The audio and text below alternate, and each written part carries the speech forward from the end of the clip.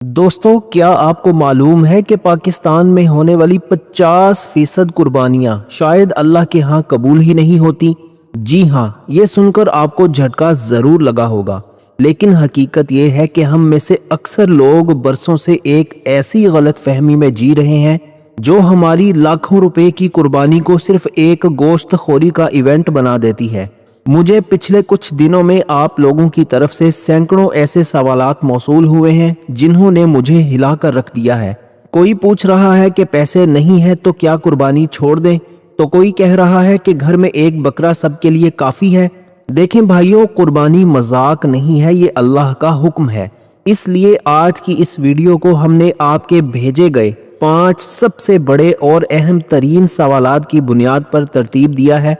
मैंने इन 5 पॉइंट्स को एक दूसरे के साथ इस तरह जोड़ा है कि अगर आपने एक भी पॉइंट मिस कर दिया तो यकीन मानिए आप अपनी कुर्बानी के वाजिब होने या ना होने का सही फैसला कभी नहीं कर पाएंगे। अगर आज आपने सुस्ती दिखाई और ये चंद मिनट की वीडियो छोड़ दी तो कल क़यामत के दिन जब आपसे इस माल का हिसाब लिया जाएगा जो अल्लाह ने आपको दिया था, तो वहां आपके पास कोई बहाना नहीं होगा। इसलिए एक एक लफ्ज़ गौर से सुनिएगा, क्योंकि आज की ये वीडियो आपके पूरे घराने की आखिरत का सवाल है। दोस्तों, हमने इस वीडियो को जिन 5 सवालात में तकसीम किया है उनमें से पहला सवाल ही वो है जो हमारे मुआशरे की एक बहुत बड़ी रिवायत को तोड़ देगा, और वो सवाल ये है कि क्या पूरे ख़ानदान की तरफ से सिर्फ एक कुर्बानी काफ़ी है। Point number 1। चलें जी, अब आते हैं अपने पहले और सबसे बड़े सवाल की तरफ, जिसने हमारे मुआशरे में एक अजीब सी रिवायत की शक्ल इख्तियार कर ली है।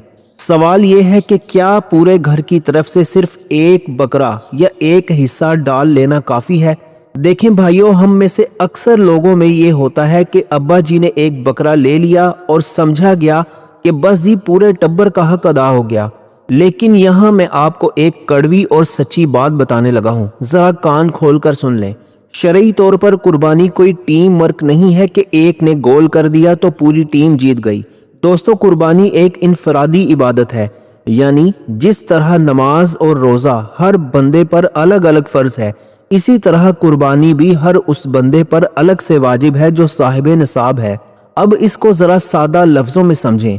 अगर एक घर में बाप साहिब हैसियत है, बड़ा बेटा नौकरी कर रहा है और उसके पास भी अपने पैसे हैं, और छोटा बेटा अपना कारोबार कर रहा है, तो याद रखें सिर्फ अब्बा जी की कुर्बानी से बेटों का फ़र्ज अदा नहीं होगा।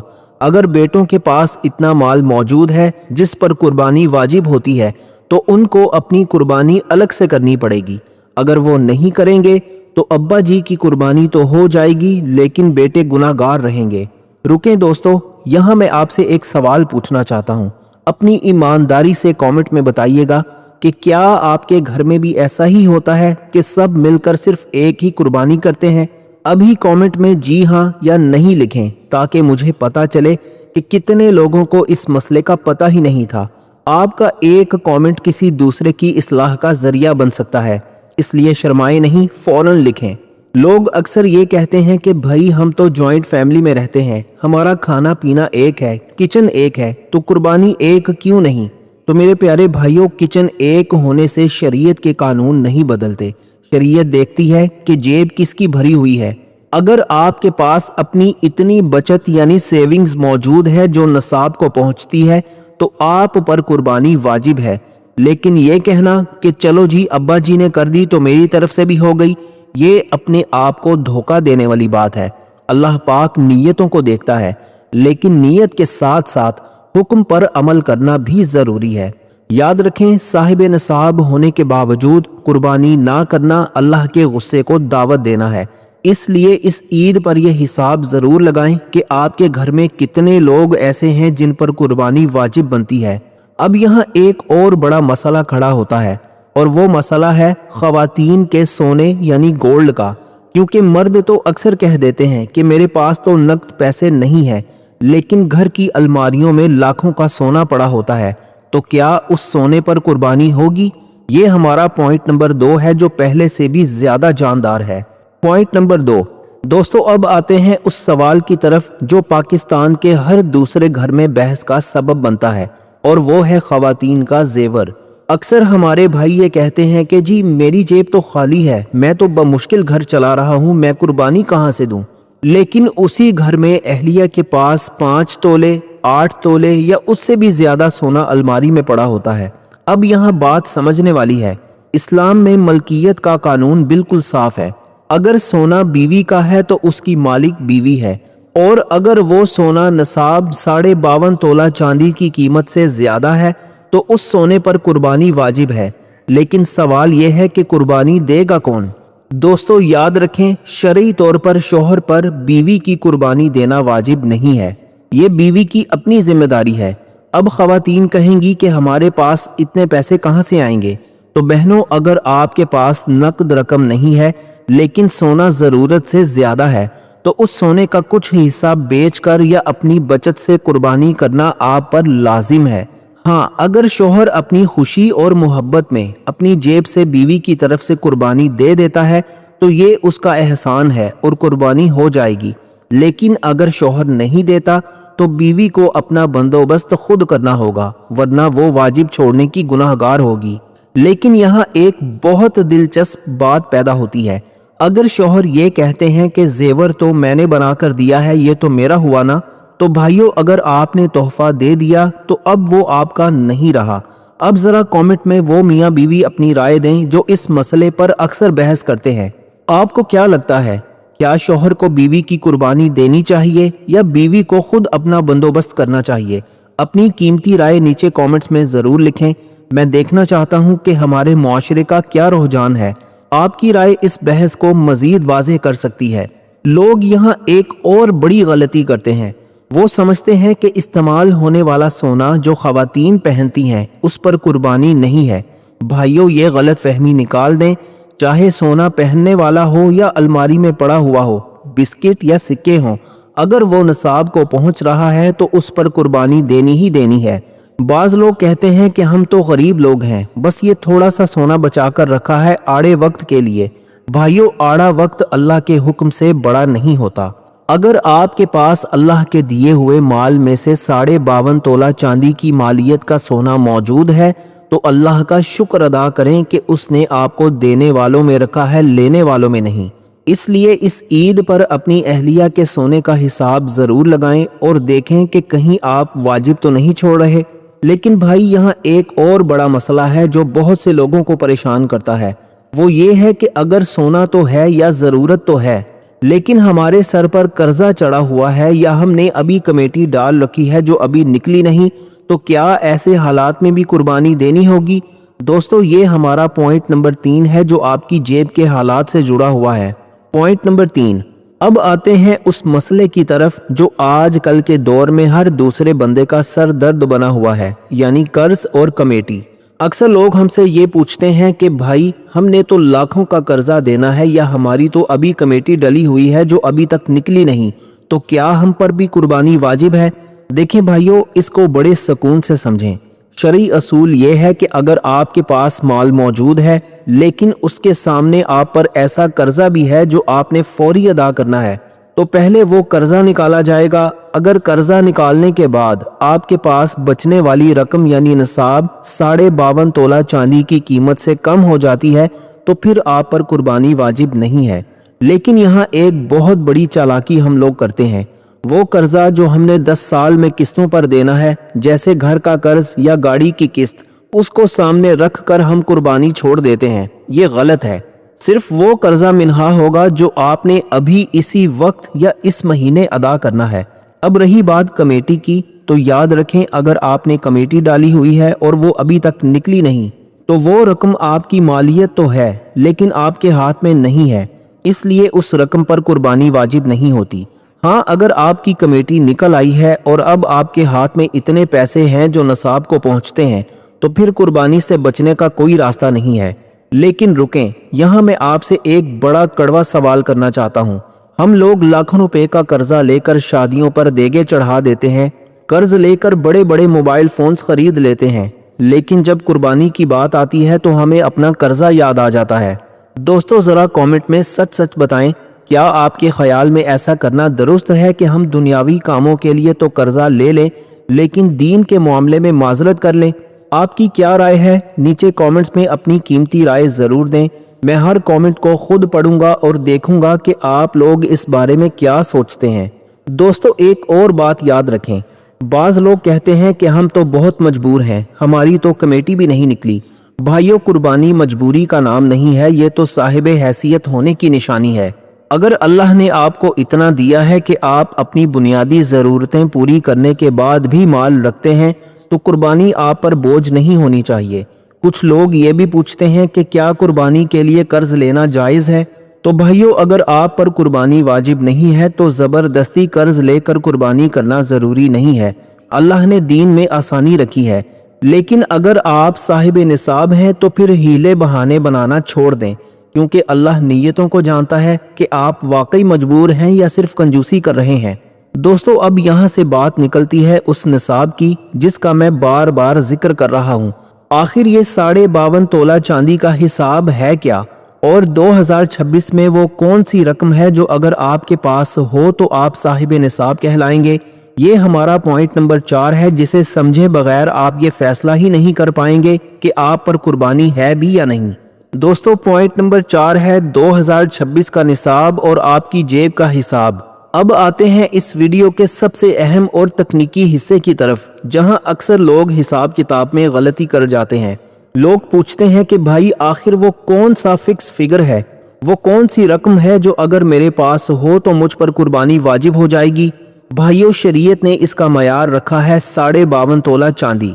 اب ذرا دل تھام کر سنیں، آج مئی 2026 کے تازہ ترین ریٹس کے مطابق پاکستان میں چاندی کی قیمت تقریباً 7,850 روپے فی تولہ تک پہنچ چکی ہے، جبکہ سونے کی قیمت تو آسمان سے باتیں کر رہی ہے، یعنی 4,94,100 روپے فی تولہ۔ دوستو اب یہاں حساب سمجھیں، اگر آپ کے پاس صرف سونا ہے تو نصاب 7.5 تولہ سونا ہے، جس کی قیمت تقریباً 37 لاکھ روپے بنتی ہے۔ لیکن اگر آپ کے پاس سونے کے ساتھ تھوڑی سی چاندی یا تھوڑی سی نقد رقم بھی موجود ہے تو پھر حساب سونے سے نہیں بلکہ چاندی سے ہوگا، اور چاندی کے حساب سے نصاب کی رقم بنتی ہے تقریباً 4,12,000 روپے۔ یعنی اگر آپ کے پاس 4,12,000 روپے کی نقد رقم یا اتنی مالیت کا سونا یا پھر مال تجارت موجود ہے تو آپ صاحب نصاب ہیں اور آپ پر قربانی واجب ہے۔ لیکن رکیں، اب یہاں سے ویڈیو کا سب سے جاندار موڑ شروع ہونے والا ہے۔ آپ سوچ رہے ہوں گے کہ شکر ہے میرے پاس تو 7.5 تولہ سونا نہیں ہے، میں تو بچ گیا۔ بھائیو، اتنی جلدی خوش نہ ہو، کیونکہ یہاں ایک بہت بڑا ٹویسٹ ہے۔ ابھی کامنٹ میں مجھے یہ بتائیں کہ کیا آپ کو لگتا ہے کہ صاحب نصاب ہونے کے لیے صرف کیش ہونا ضروری ہے؟ ابھی ہاں یا نہ لکھیں، کیونکہ اگلی بات سن کر شاید آپ کے پیروں تلے سے زمین نکل جائے۔ دیکھیں بھائیو، صرف بینک بیلنس یا الماری میں پڑا ہوا سونا ہی نصاب نہیں ہوتا۔ یہاں وہ بات آتی ہے جو 90% لوگ چھپاتے ہیں یا انہیں پتہ ہی نہیں ہوتی۔ شریعت کہتی ہے کہ اگر آپ کے گھر میں ایسا فالتو سامان پڑا ہے جو آپ کی بنیادی ضرورت سے زیادہ ہے تو اس کی قیمت بھی نصاب میں شامل ہوگی۔ مثال کے طور پر آپ کے پاس ایک فالتو موبائل فون پڑا ہے، گھر میں ایسا فرنیچر ہے جو صرف مہمانوں کے لیے رکھا ہے اور سال بھر استعمال نہیں ہوتا، یا کچن میں وہ برتن جو صرف دکھاوے کے لیے ہیں۔ اگر ان سب فالتو چیزوں کی قیمت اور آپ کے پاس موجود تھوڑی بہت نقد رقم مل کر 4,12,000 روپے بن جاتی ہے تو میرے بھائی آپ صاحب نصاب بن چکے ہیں۔ اب خود سوچیں، ہم میں سے کتنے لوگ ایسے ہیں جن کے گھروں میں لاکھوں کا فالتو سامان پڑا ہے، لیکن ہم غربت کا رونا رو کر قربانی چھوڑ دیتے ہیں۔ اللہ کو دھوکہ نہیں دیا جا سکتا، وہ دیکھ رہا ہے کہ آپ کے ڈرائنگ روم میں کتنے لاکھ کا فرنیچر ہے اور آپ کی جیب میں کتنا مال ہے۔ اب یہاں ایک خوفناک سوال پیدا ہوتا ہے، اگر کوئی اتنا مال، اتنا سونا اور اتنا فالتو سامان رکھنے کے باوجود قربانی نہیں کرتا تو اس کا انجام کیا ہوگا؟ کیا اسے صرف گناہ ملے گا یا کوئی بڑی وعید ہے؟ دوستو یہ ہمارا آخری اور 5واں پوائنٹ ہے جو اس ویڈیو کا سب سے اہم حصہ ہے۔ دوستو پوائنٹ نمبر 5 ہے قربانی نہ کرنے کا انجام اور قضا کا طریقہ۔ لو جی، اب آتے ہیں اس بات کی طرف جس کو سن کر شاید آپ کی راتوں کی نیند اڑ جائے۔ بہت سے لوگ یہ سوچتے ہیں کہ چلو جی اس سال قربانی نہیں کی تو کیا ہوا، اگلے سال کر لیں گے، اللہ غفور الرحیم ہے۔ بھائیو ذرا رکیں، اللہ کے نبی وجہ تخلیق کائنات جناب محمد مصطفیٰ صلی اللہ علیہ وآلہ وسلم نے جو بات فرمائی ہے وہ آپ کے رونگٹے کھڑے کر دے گی۔ آپ صلی اللہ علیہ وآلہ وسلم نے فرمایا کہ جس شخص کے پاس قربانی کی طاقت ہو اور وہ قربانی نہ کرے تو وہ ہماری عیدگاہ کے قریب بھی نہ آئے۔ دوستو ذرا اس بات کی گہرائی کو سمجھیں، جس کو اللہ کے رسول حضرت محمد مصطفیٰ صلی اللہ علیہ وآلہ وسلم اپنی عیدگاہ سے دور کر دیں، اس کے پاس پیچھے کیا بچا؟ یہ قربانی صرف جانور ذبح کرنا نہیں ہے، یہ آپ کے ایمان کا ٹیسٹ ہے۔ اگر آپ صاحب نصاب ہیں اور پھر بھی کنجوسی کر رہے ہیں تو یاد رکھیں کہ آپ اللہ کی رحمت سے دوری مول لے رہے ہیں۔ دوستو یہاں میں آپ سے ایک بہت ہی سنجیدہ سوال پوچھنا چاہتا ہوں اور میں چاہتا ہوں کہ ہر بندہ اس کا سچا جواب دے۔ کیا آپ کو لگتا ہے کہ ہم جو لاکھوں روپے شادیوں، برتھ ڈے پارٹیوں اور باہر کھانے پینے پر اڑا دیتے ہیں وہ زیادہ ضروری ہیں یا اللہ کے حکم پر ایک قربانی کرنا؟ ابھی نیچے کامنٹس میں لکھیں دین ضروری ہے یا دنیا ضروری ہے۔ میں دیکھنا چاہتا ہوں کہ میرے کتنے بھائی اس بات کی سنگینی کو سمجھتے ہیں۔ آپ کا ایک کامنٹ آپ کے عزم کی نشانی ہوگا۔ دوستو اب ایک اور بہت اہم مسئلہ، بہت سے لوگ پوچھتے ہیں کہ بھائی پچھلے 3-4 سالوں سے ہم پر قربانی واجب تھی لیکن ہم نے نہیں کی، اب ہم کیا کریں؟ بھائیو اگر پچھلے سالوں کی قربانی آپ سے رہ گئی ہے تو اب اس کی قضا جانور ذبح کرنا نہیں ہے، اب اس کا طریقہ یہ ہے کہ ان سالوں کی قربانی کی رقم کے برابر پیسے آپ نے فقراء اور مساکین کو صدقہ کرنے ہیں۔ یعنی اگر پچھلے 2 سال آپ صاحب نصاب تھے اور قربانی نہیں کی تو اب 2 قربانیوں کی رقم اللہ کی راہ میں دینا آپ پر لازم ہے۔ جب تک آپ یہ نہیں کریں گے آپ کے ذمہ وہ قرض باقی رہے گا۔ دوستو یاد رکھیں موت کا کوئی بھروسہ نہیں ہے، ایسا نہ ہو کہ ہم اللہ کے سامنے اس حال میں پیش ہوں کہ ہم پر اس کے حکم کا قرض باقی ہو۔ اس لیے اس عید پر اپنی پچھلی غلطیوں کی تلافی کریں اور اس سال کی قربانی کو پوری نیت اور خوش دلی سے ادا کریں۔ بھائیو آج ہم نے وہ بڑے 5 سوالات کور کیے ہیں جو آپ کی قربانی کو قبولیت کے قریب لے جا سکتے ہیں۔ اگر آپ کو لگتا ہے کہ اس ویڈیو سے آپ کی یا کسی اور کی اصلاح ہو سکتی ہے تو اسے اپنے دوستوں اور رشتہ داروں کے ساتھ ضرور شیئر کریں۔ اللہ ہمیں دین پر صحیح طرح عمل کرنے کی توفیق عطا فرمائے، آمین اللہم آمین۔ دوستو اگلی ویڈیو میں آپ کس مسئلے پر بات کرنا چاہتے ہیں نیچے کامنٹس میں ضرور بتائیے گا، میں آپ کے ہر کامنٹ کا انتظار کروں گا۔ اللہ تعالی ہم سب کا حامی و ناصر ہو، اللہ تعالی آپ سب کو خوش اور آباد رکھے، ہمیشہ ہنستے اور مسکراتے رہیں۔ ملتے ہیں انشاءاللہ ایک اور نئی انٹرسٹنگ ویڈیو کے ساتھ، تب تک کے لیے اپنا بہت سارا خیال رکھیے گا اور اپنے اس چینل کا بھی، اپنے بھائی کو بھی اپنی خصوصی دعاؤں اور اپنے دل کے کسی کونے میں ضرور یاد رکھیے گا۔ اللہ حافظ۔